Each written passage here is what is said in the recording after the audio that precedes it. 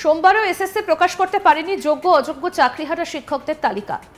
রাগে ফুঁসছেন সকলেই। রাতভর এসএসসি ভবন ঘেরাও করে বসে রয়েছেন চাকরিহারারা। তার মাঝেই অযোগ্য তালিকার বাইরে 17,206 জন রয়েছেন বলে জানিয়ে দিলেন ব্রাত্য বসু। মঙ্গলবার দুপুরে সাংবাদিক বৈঠক থেকে আন্দোলনকারীদের কাজে ফেরার পরামর্শ দিলেন শিক্ষামন্ত্রী ব্রাত্য বসু। তিনি বলেন, মুখ্যমন্ত্রী সম্পূর্ণভাবে চাকরিহারাদের পাশে রয়েছেন। বিদ্যালয়ের শিক্ষা দফতর সব সময় তাদের স্বার্থে কাজ করে যাচ্ছে। সুপ্রিম কোর্টে বিষয়টা বিচারাধীন। আমরা রিভিউ পিটিশন করছি। এমন কিছু করবেন না যাতে রিভিউ পিটিশন দুর্বল হয়। বিরোধীদের নিশানা করে তিনি বলেন, কারা চাকরি খেয়েছে আপনারা জানেন? আমরা আপনাদের জন্যই কাজ করে চলেছি। তিনি আরও জানান, মুখ্যমন্ত্রী প্রথম দিন থেকে চাকরিহারাদের পাশে রয়েছেন। কারা চাকরি খেয়েছে আপনারা জানেন? আমরা সুপ্রিম কোর্টে হেরেছি, কিন্তু জিতলো কারা? আপনারা সেটা ভাবুন। আমরা কাজ করে চলেছি। সুপ্রিম কোর্টে বিষয়টা এখনও বিচারাধীন। আমরা রিভিউ পিটিশনে যাচ্ছি, কিন্তু এমন কিছু করবেন না যাতে রিভিউ পিটিশন দুর্বল হয়। আপনারা নিজেদের কাছে ফিরুন, আমাদের কাজ করতে দিন। শিক্ষা দপ্তরেও মহিলা কর্মীরা রয়েছেন। মাধ্যমিকের খাতা দেখা চলছে। সুপ্রিম কোর্টের নির্দেশের পরই আমরা আদালতে গিয়েছি। 31শে ডিসেম্বর পর্যন্ত উপযুক্তরা কাজ করতে পারবেন, বেতনও পাবেন। বাকি দায়িত্বটাও আমাদের। তবে আইনি পরামর্শ ছাড়া কিছু করা হবে না। সুপ্রিম কোর্ট আমাদের তালিকা প্রকাশের নির্দেশ দেয়নি। আপনারা আপনাদের কাজ করুন। কারো তো বেতন আটকায়নি। এইভাবে আন্দোলন করে এমন কোনো পরিস্থিতি তৈরি করবেন না যাতে আপনাদের রিভিউ পিটিশন দুর্বল হয়। কি বলেছেন শিক্ষামন্ত্রী ব্রাত্য বসু, আসুন শোনাই। বৈঠকটা ওরা চেয়েছিলেন এবং ওদের বৈঠকের শুরুতেই কথা হয়েছিল যে আমরা লিগাল কনসালটেশন ছাড়া আমরা বিন্দুমাত্র এগোবো না। তো ওরা একটা কতগুলো দাবি দিয়েছিলেন। তার মধ্যে বেশ কিছু দাবি লিগালি বলেছে করা যাবে, আবার কিছু দাবি বলেছেন এটা করা যাবে না। এটা সুপ্রিম কোর্ট এটা করতে বলেননি আমাদের, কোনো তালিকা প্রকাশ করা। এটা সুপ্রিম কোর্টের কোনো ডিরেকশনে নেই।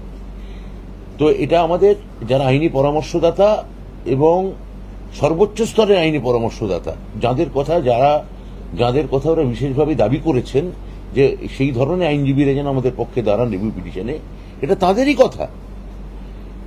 তো সেটা একটা পার্ট আমরা করতে পারিনি, কিন্তু এমন নয় যে করতে পারিনি মানে যে আমরা সেটা লিগাল কনসালটেশন নিইনি। এবং আমরা ওই বৈঠকেই বলেছিলাম যে আইনি পরামর্শ পেলে তবেই করতে পারবো।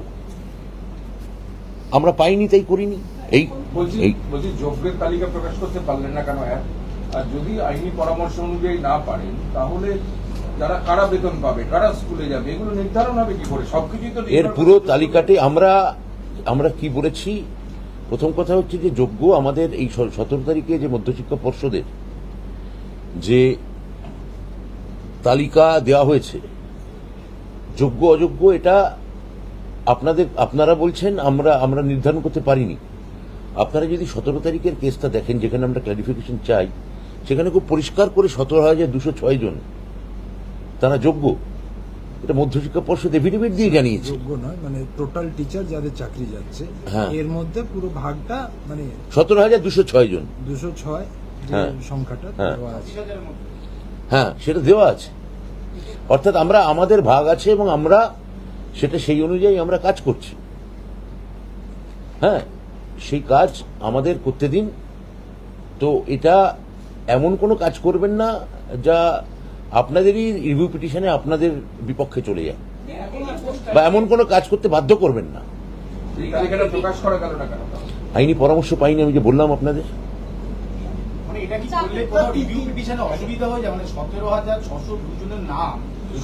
না, এটা তো আমি বলেছি ওরা অনেকগুলো দাবির মধ্যে এটা একটা দাবি ছিল। আমরা ইতিমধ্যেই আমাদের যে ক্লারিফিকেশন সেটা অনুযায়ী যোগ্য শিক্ষকদের ওরা বলেছেন কাজ চালিয়ে যেতে। তাহলে আমাদের যে স্কুল দপ্তরের যে সিস্টেম, সেই সিস্টেম অনুযায়ী এটা করা হচ্ছে। এখানে অনিশ্চয়তা কোথায় সেটাই তো আমি বুঝতে পারছি না।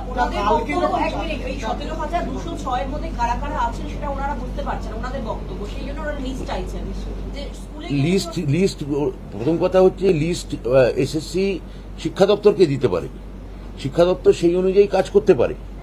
কথা হচ্ছে যে এদের মধ্যে একজনকেও, যাদের কথা আপনারা বলছেন, তাদের কাউকে কি টার্মিনেশন লেটার দেওয়া হয়েছে? উত্তর হচ্ছে না। এদের কাউকে কি কোনো কাজে যোগ দিতে অসুবিধা হয়েছে? উত্তর হচ্ছে না। এদের কাউকে কি কোনো বেতন বন্ধ করার নির্দেশ দেওয়া হয়েছে? উত্তর হচ্ছে না। এদের কাউকে কি কোনো কাজ করার ক্ষেত্রে কোনো সরকারি আধিকারিক কোনো বাধা সৃষ্টি করেছেন? উত্তর হচ্ছে 1-2 জায়গায় করেছেন, সেখানেও আমরা সক্রিয়ভাবে হস্তক্ষেপ করে যাতে এরা প্রত্যেকে কাজে যেতে পারেন আমরা তার বন্দোবস্ত করেছি। তাহলে যেখানে অনিশ্চয়তা নেই, খামোকা এমন কোনো আচরণ করা উচিত না আন্দোলনের স্বার্থে যেটা তাদের রিভিউ পিটিশনকে দুর্বল করে। তাদের সঙ্গে কথা বলেই তো আমরা এগোচ্ছি। ছিল যে তথ্য দিয়ে এখনো পর্যন্ত সুপ্রিম কোর্ট কনভিন্স হলো না যোগ্য কারা, যোগ্য তালিকা কি। Supreme court convinced, supreme court convinced, সেই অনুযায়ী তালিকা দিয়েছেন, সেটা তারা জানিয়ে দিয়েছেন। আমরা সেই অনুযায়ী প্রত্যেককে কাজে যোগ দেওয়ার অনুরোধ করেছি। কারুর মাইনে বন্ধ হয়নি, কারুর টার্মিনেশন হয়নি। তাহলে এই যে ওরা নিজেদের মতো করে একটা কাল্পনিক ধরে নিয়ে কিছু একটা ভাবছেন বা কেউ একটা কিছু বোঝাচ্ছে, এই যে থার্ড ফেজ ফোর্থ ফেজ আপনারা প্রশ্ন করলেন, একথা তো আমরা বলিনি, সুপ্রিম কোর্টও বলেনি। তাহলে সমস্যা কোথায়? মধ্যশিক্ষা পর্ষদ যে 11% শিক্ষকদের কথা বলছে, তার মধ্যে যোগ্য কারা অযোগ্য কারা 17,200 মধ্যে। মধ্যশিক্ষা পর্ষদ কোন 11% শিক্ষকের কথা বলছেন না। মধ্যশিক্ষক পর্ষদ যেটা বলেছেন তা এফিডেভিট করে পরিষ্কারভাবে জানিয়েছেন এবং সেটা পাবলিক ডোমেনে রয়েছে। কোনো নির্দিষ্ট পার্সেন্ট বা ইত্যাদি তারা বলছেন না। তারা যে আবেদন করেছেন তার ভিত্তিতে পরিষ্কারভাবে সুপ্রিম কোর্ট বলেছেন যে এরা সকলে এখন কাজে যেতে পারেন টিল 31 ডিসেম্বর। সেই সংখ্যাটা পাবলিক ডোমে এসএসসি এক্ষুনি জানাবে, আমরা জানিয়ে দেবো। তার থেকে বেশিও হতে পারে, সেটাই অঙ্ক, সেই ক্যালকুলেশনটাই চলছে। আন্দোলন তো উঠছে না, ওনারা বলছেন লাগাতার করব আন্দোলন। শিক্ষামন্ত্রী কোনো বার্তা থাকবে? মানে আপনি একবার যদিও বলেছেন, আমি তো একবার বললাম যে আপনাদের এই মুহূর্তে আমরা যাতে কন্টেম্প্ট অফ কোর্ট না হই, আপনাদের এমন কোনো আচরণ করা উচিত নয় যেটা রিভিউ পিটিশন আপনাদের দুর্বল হয়।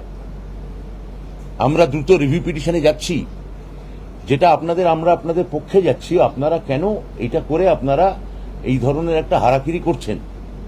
আমার মনে হয় এইটা না করে সদিচ্ছায় আপনারা আমাদের সদিচ্ছায় সারা দিন, এবং আপনারা যদি বলেন পরের ধাপে আবার কোনো বৈঠক করতে হবে, আমরা করব। আমরা দু দফায় বৈঠক করেছি, আমরা বৈঠক করেছি, তবে তৃতীয় চতুর্থ দফা তো করতে রাজি আছি। কিন্তু আপাতত রিভিউ পিটিশন এবং আপনাদের যারা প্রত্যেকে যারা যোগ্য বঞ্চিত আছেন তাদের মর্যাদা ফিরিয়ে আনার জন্য আমরা বদ্ধপরিকর। সেই কাজটা আপনারা করতে দিন। আমি অনুগ্রহ করে বলছি, কোনো আন্দোলনের নামে এমন কোনো অমানবিক আচরণ আপনারা করবেন না যা ওখানকার পর্ষদের কর্মচারীদের বা এসএসসির কর্মচারী বা এসএসসির আধিকারিকদের জীবন বিপন্ন হতে পারে। আমরা একটা জায়গা বুঝতে পারছি না যে হাইকোর্টের সিঙ্গেল বেঞ্চ, হাইকোর্টের ডিভিশন বেঞ্চ এবং সুপ্রিম কোর্টে যে চাল কাপড়কে আলাদা করা গেল না বলে এই সমস্ত বিড়ম্বনা। আবার সুপ্রিম কোর্টই তো আমাদের রিলিফ দিয়েছেন। হ্যাঁ দিয়েছে, কিন্তু তার মানে তারা তাদের রায়কে সামান্য হলেও পুনর্বিবেচনা করেছেন। তাহলে সেখানে একটা আশার আলো আছে। সেই আশার আলোটা যাতে আরো উজ্জ্বলতর হয় সেই চেষ্টা আমরা চালাচ্ছি। না না না না, এটা তো পরিষ্কার আমি বলে দিচ্ছি, কোনো তালিকা প্রকাশ হবে না। কেননা এটা আইনি আমাদের পরামর্শদাতারা বলেছেন, এটা সুপ্রিম কোর্টের এরকম কোনো গাইডলাইন নেই। এরকম করলে এটা কন্টেম্প্ট অফ কোর্ট হতে পারে। আরও আপডেট পেতে দেখতে থাকুন আজ তাক বাংলা। সাবস্ক্রাইব করুন, নোটিফিকেশন পেতে বেল বাটন অপশন প্রেস করুন, হোয়াটসঅ্যাপে ফলো করুন আজ তাক বাংলা।